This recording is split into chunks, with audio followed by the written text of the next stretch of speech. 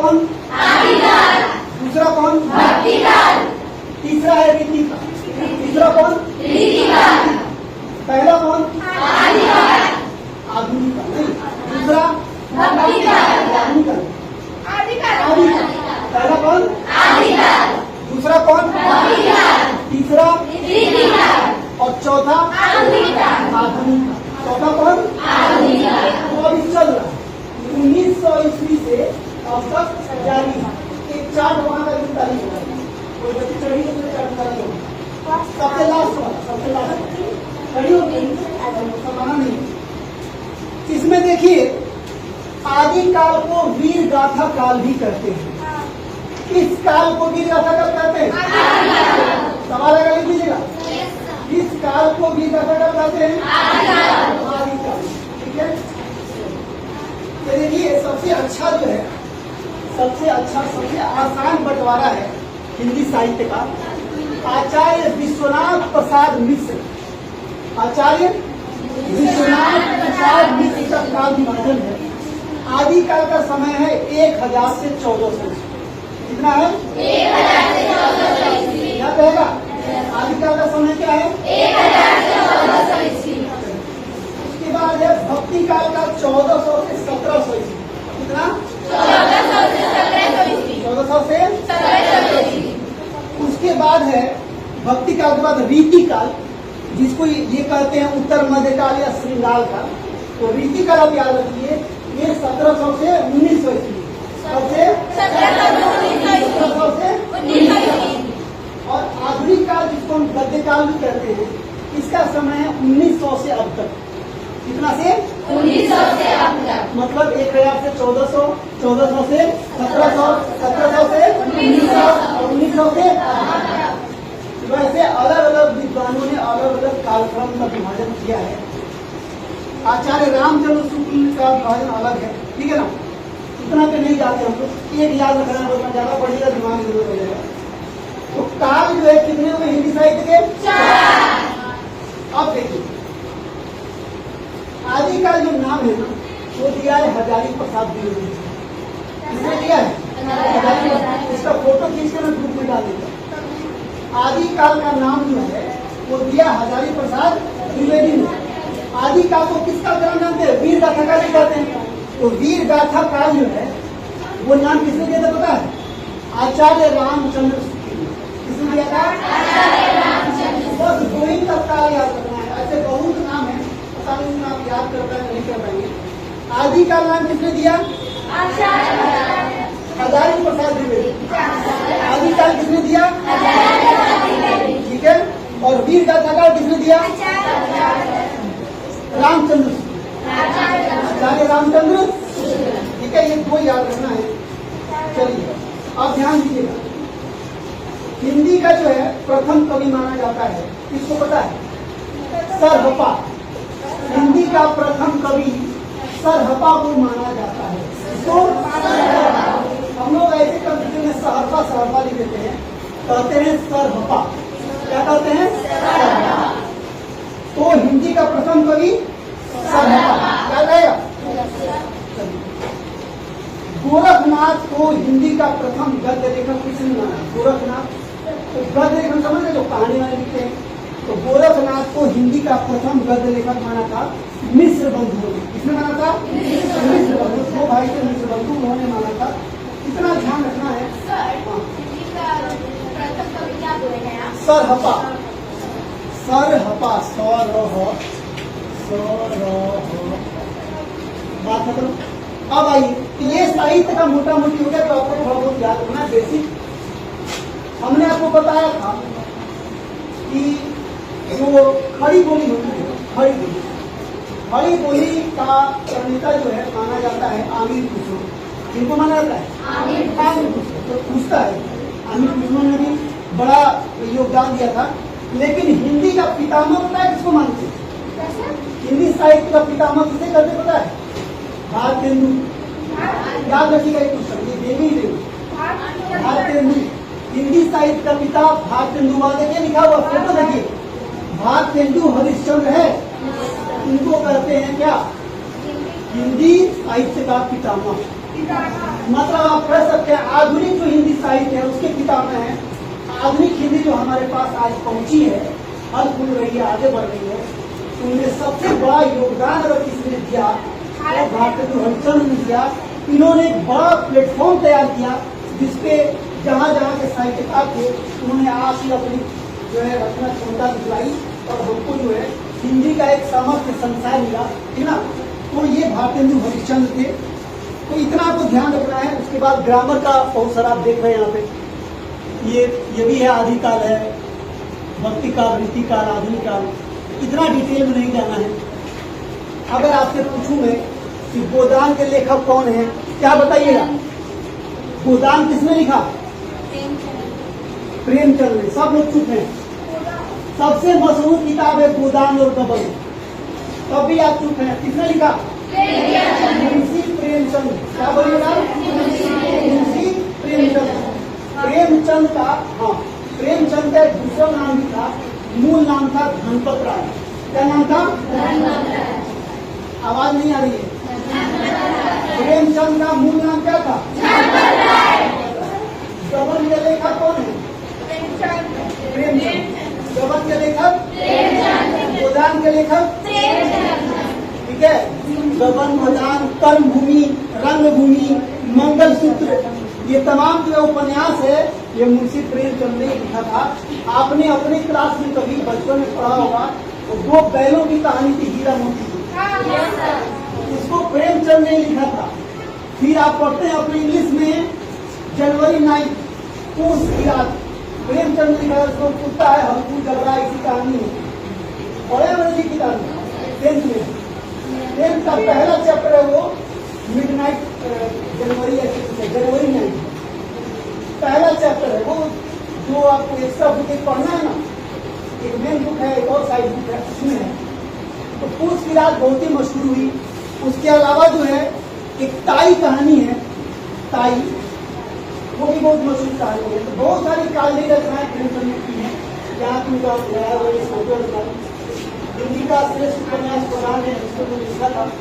इसके अलावा सरबला, संग्राम, प्रेम की वेदी में नाटक है। उपन्यास में सेवा सदन, निर्मला, रंगभूमि, कर्मभूमि, गबन, गोदान, ये सब है। मानसरोवर इन्होंने लिखा था। इसमें मानसरोवर में लगभग 300 कहानियां हैं। तो प्रेमचंद के बिना साहित्य, हिंदी साहित्य जो है कुछ नहीं हुआ है। प्रेमचंद को अगर निकाल दे तो आधुनिक काल में शायद कुछ बचता नहीं है। तो ये चीज था। आपको जो है बेसिक चीजें याद रखनी है। मैं पूछूं आपसे अगर कि हिंदी में कुल कितने अक्षर है, क्या बताइएगा? 4 बताइए। हिंदी में कुल कितने अक्षर है? और हिंदी का मूल वर्ण, मूल अक्षर कितने हैं? 44। स्वरों की संख्या कितनी है? व्यंजनों की संख्या कितनी है? ये टेस्ट होगा क्या? सब मुझे व्यंजनों देखेंगे। अब निकालने में फिर उदाहरण में हर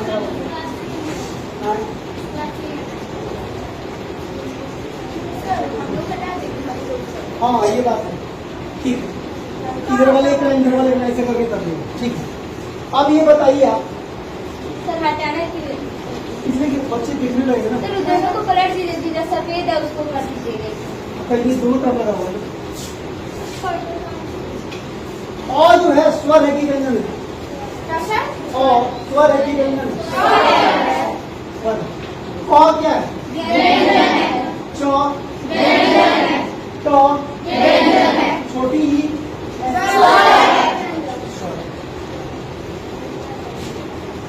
वर्ण करते किसे? भाषा की या ध्वनि की सबसे छोटी का क्या करते हैं?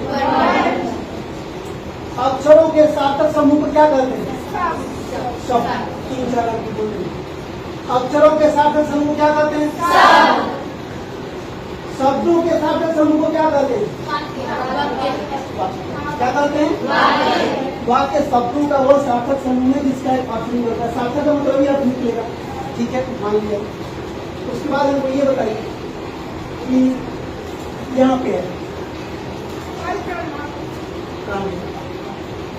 यही देखिए अल्परण। उससे पहले आप बताइए हमको स्पर्श व्यंजन कितने हैं?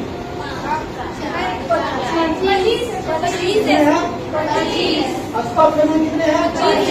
सबकी आवाज नहीं आ रही। तुम लोगों को नींद लग रही है क्या? लगी हमको नींद नहीं आती, आपको ना सुन रही। स्पर्श व्यंजन कितने हैं? अंतस्थ व्यंजन कितने हैं? कौन कौन?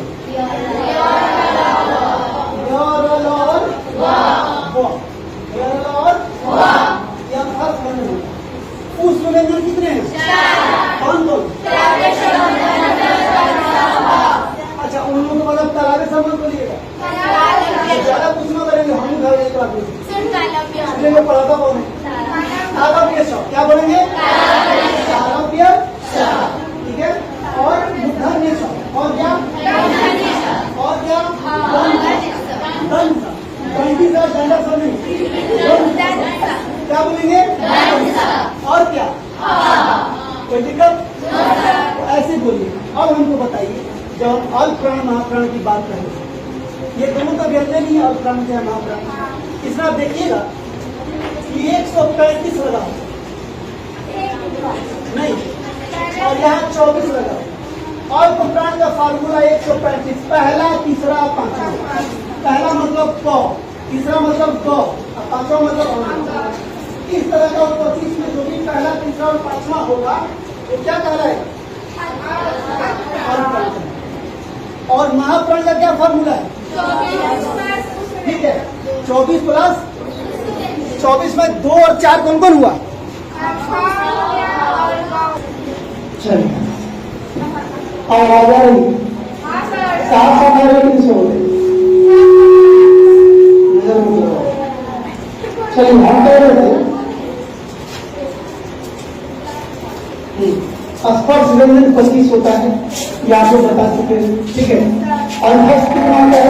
4, और पुष्प भी होता है 4, ठीक है। ये सब आप बता चुके हैं। अब क्या बताइए?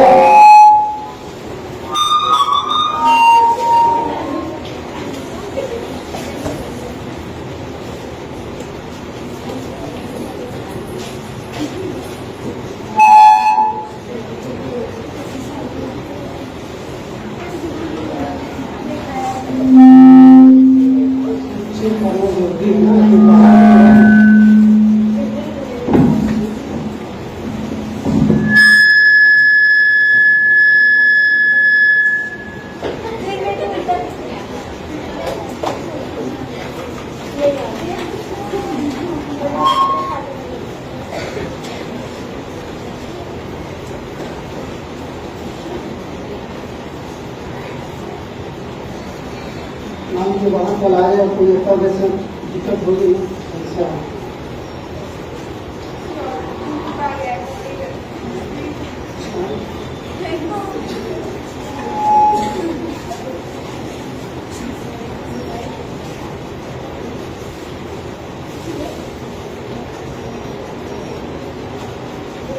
संज्ञा के कितने भेद? पहला कौन? दूसरा कौन? तीसरा? समूह या भाव बोल सकते हैं, नहीं। उसके बाद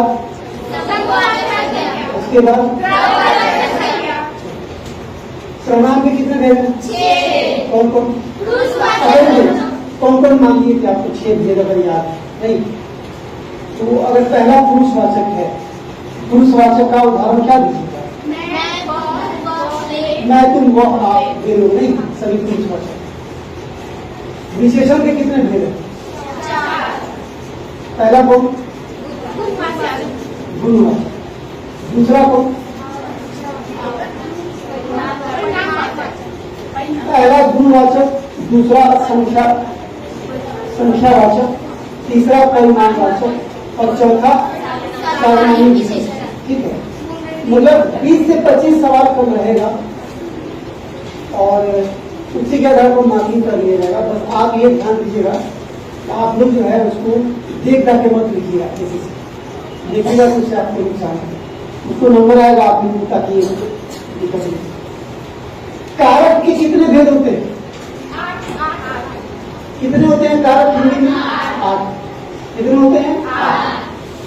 और आप पढ़ते होंगे सबका विभक्ति चिन्ह होता है, कर्ता में क्रिया को, है ना, कर्म को धर्म से, तो विभक्ति चिन्ह भी याद हमको करेंगे तो कारक पढ़ेंगे। फिलहाल भेद याद रखिएगा।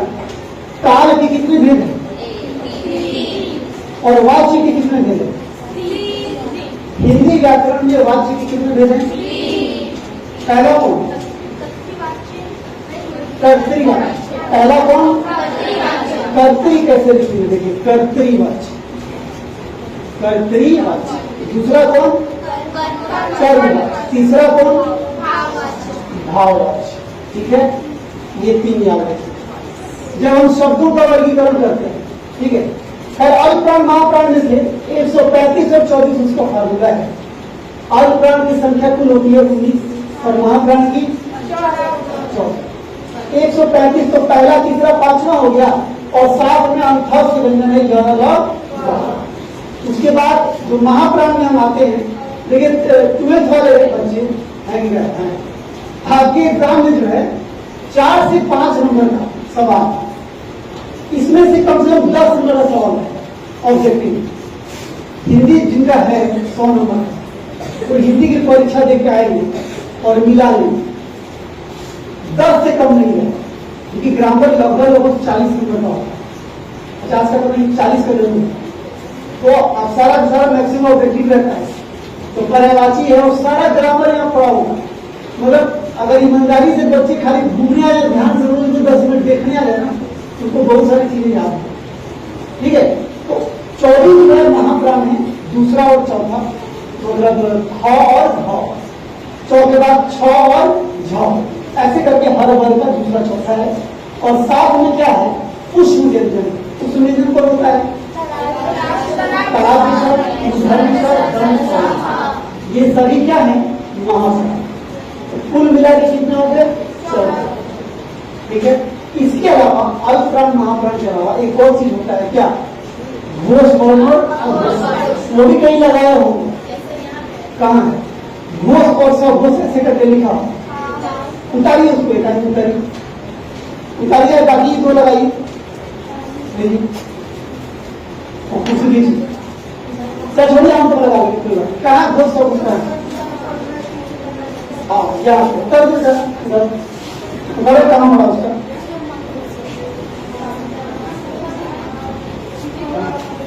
ऐसे खींचे खींचे ऊपर गिर जाए, सरकार गिरेगी।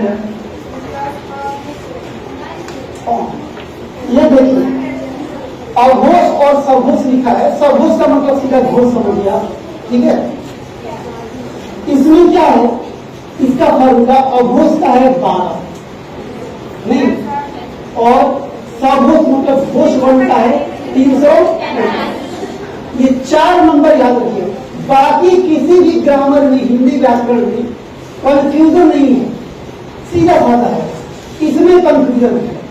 तो आप ये 135 और 24 अल्प और महाप्राण, और फिर 12 और 345, ये क्या? अघोष और घोष, ये सब घोष, ये याद रखना है। पहला दूसरा कौर ख, चौर छ, टौर ठ, टौर ख, कौर ख, ये सभी क्या है? अघोष व्यंजन। क्या है? अघोष व्यंजन है। इसके अलावा तालाब के सब मूर्धन्य सा उद्गम, सघोष में तीसरा चौथा पांचवा ग घ अंग, उसके बाद कौन? ज झ न, उसके बाद ड ढ न, उसके बाद क धर्म। ठीक है, ब धर्म, ब भर, ये सभी हो जाएंगे क्या? घोष वर्ण या सघोष वर्ण। साथ में कौन? य लगा और ह। ये दोनों खाली रोज रिवाइज कर दीजिएगा। आपसे कह रहा हूं, जो पढ़ने वाले हैं, जिनको याद करना है, जिनको हिंदी से लगाव है, जिनको नंबर उठाना है, बाकी सब तो अब रट जाइएगा, इसमें ना फंस जाइए। इसको रोज एक बार 135 और 24 अल्पप्राण महाप्राण, इधर 12 और 345 घोष वर्ण और घोष वर्ण, ये दिमाग में बैठा लीजिएगा, इसमें गलती नहीं है, आराम से बता। इन बात को नहीं बताया था, बता दे रहा हूं। जैसे मैं राष्ट्रगान लेखन करवाया था, वैसे ही कल हिंदी व्याकरण की परीक्षा होगी, 15 से 20 मिनट की होगी। उसमें हिंदी से संबंधित जो पहले बहुत सारा लिखवाए हुए, सुबह में आप लोगों को बहुत लिखवाए थे, भक्ति काल के कौन सबसे बड़े कवि हैं, रीति काव्य, राम काव्य को परंपरा के कौन है, कृष्ण काव्य परंपरा के कौन है, ये सब लिखा जाता है। उसको जरा हमको फिर से एक बार भेज दीजिएगा, ताकि हम ग्रुप में डाल देंगे कि बच्चे उसको याद भी करें। ये इरादा नहीं है कि मैं सवाल दूंगा आप बना ही नहीं, इरादा ये है कि आपको और अधिक पता है कि क्या आने वाला है और आप उसको मेहनत करके याद करें। ठीक है, आप उसको जाते ही डालिएगा ताकि हम तुरंत फॉरवर्ड करें। उस ग्रुप में आप डाल दीजिएगा, नहीं फॉरवर्ड हम डाल लेंगे। बाकी बच्चियां हैं, अगर आपको जान पहचान है तो उनको भेज सकते। दूसरी घंटी में ये परीक्षा होगी। 10th क्लास से जो 5-10 लोग भाग लेना चाहेंगे इसमें चले आएंगे। इसमें हम लोग अभी तो जितने बैठे ही हुए हैं, जो 4-10 आएंगे एक्स्ट्रा, जो अभी पीछे का उधर जो एक बेंच खाली है, इधर एक बेंच खाली है, 6-7-8 और बैठे, और कई 2-2 बच्चियां उसमें 3-3 बैठे। तो आप लोग कल एग्जाम देकर तैयारी करके आइएगा। 5 लड़कियों को निकाला गया है राष्ट्रीय गाने से, जिनकी राइटिंग सुंदर थी, साफ सुथरी थी।